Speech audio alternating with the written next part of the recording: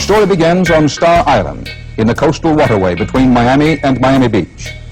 Over the years, the people who have lived in this part of Miami Beach often have been famous, sometimes have been notorious, always have been wealthy. The Duke of Windsor, the abdicated King Edward VIII, often stayed with friends in this island neighborhood. Gangster Al Capone once had a not-so-small castle over there. But even Al Capone could not have disturbed his neighbors as much as have the current residents of number 43 Star Island.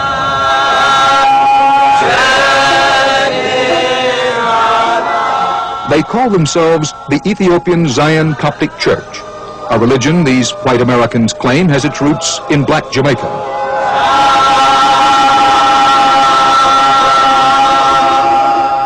Their outraged neighbors and many law enforcement officials call them a fraud, a group of rich dopeheads who have been allowed to laugh at the law and get away with it. That's because the Coptics insist that marijuana, which they call by its Jamaican name, Ganja, is their sacrament, as valid and as necessary to them, they say, as wine is to Catholics during communion. These services take place 3 times a day, but the Coptics appear to partake of their sacrament just about all the time. Their leader here on Star Island is a 6-foot, 7-inch former Catholic from Boston named Thomas Riley. He prefers to be known as Brother Love.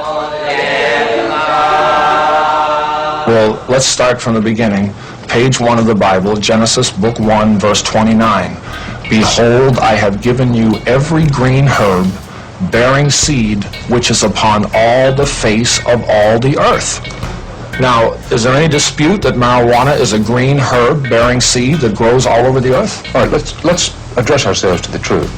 Is the basic message you should smoke ganja? The basic message is you should stop your sin. When you and I are neighbors, and I have the security that you are a man who keeps the commandments of God, then I know you're not going to rob me. You're not going to murder me. You're not going to covet me. So that's the only security that people can have, is to stop their sinful ways, stop becoming homosexuals when they know what the scripture says about homosexuality. They know what wisdom shows you about destroying your own seed of life. They should stop their abortion. They should stop their birth control. They should stop their oral sex, their hand sex, and any way that they're destroying their own life and their own seed of life. They should stop those things immediately. And they should have known to be smoking ganja from a long time. For how is it that I know to? The Coptic Church bought this house in 1975 for $270,000, paid for in cash. It's a kind of luxury commune with about 40 members, but a commune that adheres to the Bible, Old and New Testament teachings, a kind of combination of Billy Graham fundamentalism and kosher law. Though there is no formal marriage ceremony, the Coptic women must be faithful and subject to their husbands. But the women, and even the Coptic children, are encouraged to smoke marijuana. The Coptics claim that their mother church is on the Caribbean island of Jamaica. Brother Love and his American brethren first came to Jamaica in the early 70s. They were all graduates of Haight-Ashbury and the campuses of the 60s, a remnant of a lost generation. They came looking for marijuana, and they found it and bought it in the slums of Kingston from this Jamaican, Keith Gordon. At the same time, Gordon introduced them to an obscure Christian sect. This was the Ethiopian Zion Coptic Church, which claimed for years that the blacks of Africa were the original Jews of the Bible, and that the slaves of the New World were their direct descendants. Marijuana, or ganja, was the holy herb. Ripe for a new spiritual experience, these Americans could have found nothing better than a religion that extolled the poor, the black man, and marijuana all in one tidy package. Coptic Heights lies 30 miles outside Kingston. The Coptic Church owns as far as the eye can see.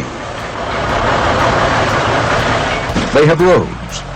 They have trucks. Lots of trucks. They have a dozen corporations trading under different names. To the average Jamaican, these Coptics are efficient, prosperous, and highly suspect. What they're doing is, on an organized basis, exporting marijuana to Miami. Jamaican journalist Dawn Rich. The group in Miami at Star Island, they are the backers. They're the people with the money. they control this thing that they would like to pretend is a church. It is no church. That is a factory for the export of ganja. Law enforcement agencies say that with his newfound American friends, Keith Gordon's marijuana business took off like a turpentined cat. From being a small-time pusher, he quickly grew to head an organization that controlled cultivation and large-scale distribution right into the United States.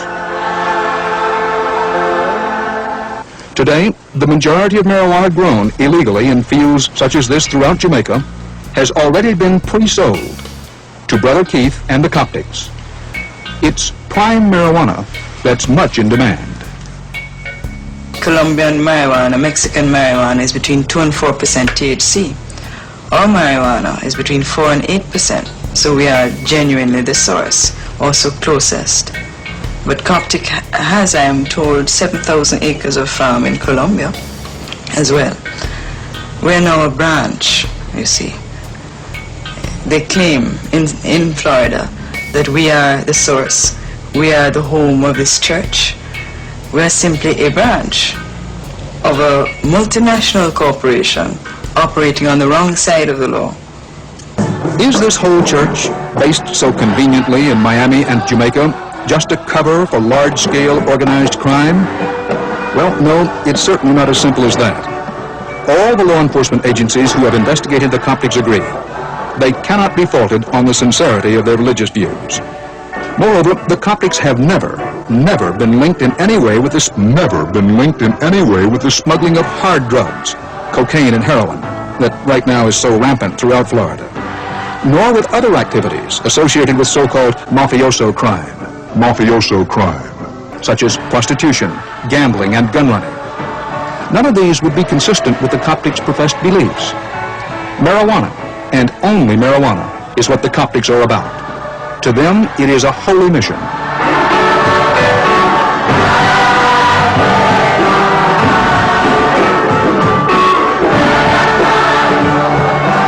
Back in Miami, the Coptics are pursuing that mission with all the zeal of a political candidate running for office.